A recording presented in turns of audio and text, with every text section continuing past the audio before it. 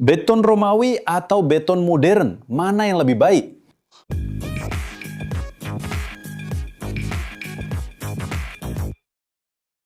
Halo para pecinta teknik, hari ini kita akan mengungkap sebuah misteri yang membuat banyak orang penasaran. Apakah benar beton Romawi lebih baik daripada beton modern? Di mana-mana kita bisa melihat reruntuhan mengesankan dari Kekaisaran Romawi, amfiteater, akuaduk, kuil, dan panteon yang megah dengan kubah monumentalnya. Semuanya tetap berdiri kokoh melawan waktu. Melihat ketahanannya yang luar biasa, wajar jika muncul pertanyaan, bagaimana bisa? Bangunan-bangunan ini yang dibangun hampir 2 milenium lalu masih tetap berdiri, sementara beberapa bangunan modern tampaknya memiliki umur yang jauh lebih singkat. Pengamatan ini membuat banyak orang berpendapat bahwa beton Romawi, entah bagaimana, lebih unggul dari beton kita. Tapi apakah perbandingan ini adil dan akurat secara teknis? Mari kita analisis apa yang membuat masing-masing material ini begitu unik dan mana yang menonjol dalam berbagai aspek. Untuk memahami masalah ini, kita harus terlebih dahulu mendefinisikan apa itu beton pada dasarnya. Beton adalah material komposit yang dibuat dari campuran bahan pengikat yang dalam kasus kita adalah semen yang menyatukan agregat seperti pasir dan kerikil dengan tambahan air. Keajaiban terjadi ketika bahan pengikat bereaksi dengan air, membentuk pasta yang mengeras dan merekatkan agregat, menciptakan massa yang padat dan kuat. Tapi bagaimana orang Romawi bisa melakukan prestasi ini berabad-abad sebelum rekayasa modern kita? Nah, beton Romawi yang dikenal sebagai opus cementitium tidak menggunakan bahan pengikat atau semen seperti yang kita kenal sekarang. Bahan pengikatnya adalah kombinasi khusus antara kapur tohor dan cruciale, yaitu material vulkanik yang banyak ditemukan di daerah Pozzuoli dekat Napoli, yang disebut abu vulkanik atau yang lebih dikenal sebagai pozzolana. Selain itu, mereka juga menggunakan agregat seperti batuan vulkanik, dan khususnya untuk struktur laut, campurannya dibuat dengan air laut. Perbedaan utamanya terletak pada reaksi kimia yang terjadi ketika kapur dan pozzolana dicampur dengan air, dan dalam kasus struktur pesisir dan laut, air asin. Mereka membentuk sejenis silikat kalsium dan aluminium terhidrasi khusus, yang oleh para peneliti disebut gel CaSH. Atau calcium alumino silicate hydrate. Reaksi ini tidak secepat semen modern, melainkan merupakan proses yang lambat dan bertahap, yang bisa memakan waktu bertahun-tahun untuk benar-benar selesai. Daya tahan luar biasa dari beton Romawi, terutama di lingkungan yang agresif seperti laut, berasal dari reaksi kimia yang unik ini. Air laut, alih-alih merusak beton, justru ikut berperan dalam reaksi tersebut. Sulfat yang terdapat dalam air laut bereaksi dengan aluminium dari pozzolana membentuk mineral seperti tobermorite dan kalsium aluminat klorida. Mineral-mineral ini mengisi pori-pori beton, membuatnya lebih padat dan tahan terhadap penetrasi zat-zat korosif seiring waktu. Selain itu, komposisi ini memberikan beton Romawi kemampuan luar biasa untuk memperbaiki dirinya sendiri. Retakan-retakan kecil yang muncul seiring waktu dapat diperbaiki melalui reaksi berkelanjutan antara kapur, air, dan pozzolana, membentuk kristal-kristal baru yang menutup celah-celah tersebut. Ini berarti bahwa seiring waktu, beton Romawi dalam kondisi tertentu menjadi semakin kuat dan kedap air. Tapi, apakah beton ajaib ini tidak memiliki kekurangan? Nah, meskipun memiliki daya tahan luar biasa dan ketahanan di lingkungan laut, beton Romawi memang memiliki beberapa keterbatasan. Kekuatan tekanannya, meskipun cukup baik, umumnya tidak mencapai tingkat beton modern berkinerja tinggi. Dan yang lebih penting, kekuatan tariknya sangat rendah, sama seperti material keramik lainnya. Ini berarti beton tersebut sangat baik untuk menahan beban tekan pada kubah dan lengkungan, tetapi tidak untuk menahan gaya yang menarik atau membengkokkannya. Karena alasan itu, struktur Romawi biasanya dibuat sangat masif dan sangat bergantung pada bentuk strukturnya untuk mendistribusikan beban. Selain itu, proses curingnya sangat lambat, yang tidak akan cocok untuk kecepatan pembangunan saat ini. Lalu apa yang membuat beton kita begitu istimewa hingga menjadi bahan bangunan yang paling banyak digunakan di dunia? Nah, beton modern yang merevolusi konstruksi sipil terutama didasarkan pada semen Portland yang ditemukan pada abad ke-19 oleh Joseph Aspdin.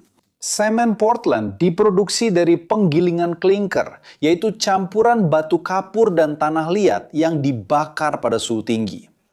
Penambahan gipsum saat semen Portland dicampur dengan air menyebabkan reaksi hidrasi yang membentuk silikat kalsium terhidrasi dan kalsium hidroksida. Reaksi ini berlangsung cepat dan efisien, memungkinkan beton mencapai kekuatan rancangannya dalam hitungan minggu, bukan tahun. Agregat seperti pasir dan kerikil, serta air melengkapi campuran tersebut. Saat ini, kita juga menggunakan berbagai macam bahan tambahan kimia untuk mengatasi berbagai kesulitan, seperti super plasticizer untuk membuatnya lebih cair, akselerator atau retardator pengerasan untuk mengontrol waktu pengerasan, bahan pembentuk gelembung udara untuk meningkatkan ketahanan terhadap pembekuan dan pencairan, dan masih banyak lagi. Keunggulan utama beton modern terletak pada fleksibilitasnya dan kekuatan tekan yang tinggi yang bisa jauh lebih unggul dibandingkan beton Romawi. Namun, terobosan sebenarnya adalah penemuan beton bertulang. Dengan memasukkan baja ke dalam beton, kita berhasil mengatasi kelemahan beton terhadap gaya tarik. Baja menyerap tegangan tarik, sementara beton menyerap tegangan tekan, menciptakan material hibrida yang memungkinkan pembangunan struktur yang jauh lebih ramping dan dengan bentang yang besar, yang tidak mungkin dilakukan dengan beton biasa.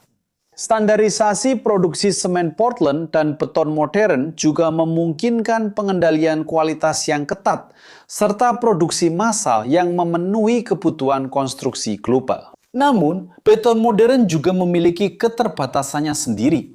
Tanpa perlindungan yang memadai, beton bisa rentan terhadap proses degradasi seperti karbonasi yang sudah pernah saya buatkan video tentang hal itu di kanal ini. Dan serangan oleh sulfat dan klorida, terutama di lingkungan laut, yang dapat menyebabkan pemuaian dan retakan. Produksi semen Portland juga merupakan proses yang sangat intensif energi dan merupakan penghasil emisi CO2 yang besar, sehingga menjadi tantangan lingkungan. Jadi, mana yang sebenarnya paling baik? Jawabannya, seperti hampir selalu dalam rekayasa, tergantung pada apa yang Anda butuhkan. Untuk daya tahan jangka panjang, di lingkungan yang agresif seperti lingkungan laut, di sini, beton Romawi tampaknya memiliki keunggulan. Kimianya yang membentuk mineral secara lambat dan stabil, terutama dengan pozzolana dan air laut, memberikan kekuatan dan kemampuan memperbaiki diri yang sulit ditiru oleh beton modern tanpa aditif khusus dan desain yang cermat. Sekarang, untuk kekuatan mekanik seperti tekan dan tarik, beton modern lebih unggul. Dengan semen Portland dan terutama dengan tulangan baja, beton modern mencapai kekuatan tekan dan yang terpenting, kekuatan tarik. Hal ini memungkinkan struktur yang lebih ringan dan efisien dalam penggunaan material dengan kapasitas beban yang sama serta kemampuan membangun bentuk dan ukuran yang bahkan tidak pernah dibayangkan oleh orang Romawi. Ketika kecepatan konstruksi menjadi faktor yang paling penting, beton modern tidak ada tandingannya. Proses pengerasan dan standarisasi yang cepat memungkinkan proyek konstruksi berskala besar dengan tenggat waktu yang ketat, yang sangat penting untuk dunia saat ini. Dan orang Romawi tidak memiliki kemampuan yang sama. Tekanan waktu dari jadwal proyek konstruksi. Dalam hal fleksibilitas penggunaan, sekali lagi, beton modern menonjol. Dengan berbagai macam aditif, kita dapat merancang beton untuk berbagai aplikasi. Mulai dari beton berkekuatan tinggi hingga beton ringan, beton yang dapat memadat sendiri, atau beton dengan karakteristik estetika tertentu. Dalam hal dampak lingkungan, produksi semen Portland bertanggung jawab atas porsi yang signifikan emisi CO2 global. Meskipun skala produksi Romawi jauh lebih kecil, penggunaan pozzolan dan proses pengerasan yang lebih lambat membuat beton Romawi berpotensi memiliki dampak yang lebih kecil dalam pembuatannya. Dilihat dari volumenya, jika kita mengabaikan logistik dalam memperoleh material, dalam beberapa kasus, pencarian semen yang lebih berkelanjutan, termasuk dengan pozzolan, masih menjadi bidang penelitian yang aktif hingga saat ini. Sekarang, dalam hal biaya dan produksi massal, beton modern adalah solusi yang dioptimalkan secara global untuk biaya dan produksi massal, memenuhi permintaan konstruksi yang belum pernah terjadi sebelumnya. Material dan metode Romawi lebih bersifat lokal dan disesuaikan dengan ketersediaan regional. Persepsi bahwa beton modern gagal, sementara beton Romawi bertahan lama, seringkali mengabaikan konteksnya. Struktur Romawi yang masih bertahan sebagian besar adalah bangunan monumental yang sangat besar, dirancang untuk bertahan lama, dan seringkali berada di lingkungan yang kering dan stabil. Struktur yang berada di lingkungan laut bertahan karena adanya reaksi kimia khusus tersebut. Selain itu, struktur tersebut tidak dirancang untuk menahan beban yang sama atau bentuk geometris yang kita butuhkan saat ini. Beton modern jika dirancang, dikerjakan, dan dirawat dengan baik, juga dapat memiliki daya tahan yang luar biasa. Namun seringkali, beton mengalami kondisi tertentu. Kondisi yang lebih berat, persyaratan kinerja yang lebih tinggi, dan siklus hidup yang dirancang lebih singkat, terutama pada infrastruktur seperti jembatan dan jalan raya. Kegagalan beberapa struktur modern lebih sering disebabkan oleh kesalahan desain, pelaksanaan, kualitas material yang buruk, kurangnya perawatan, atau kelebihan beban daripada kegagalan intrinsik dari material itu sendiri. Dan apakah masa depan konstruksi akan kembali ke pendekatan lama?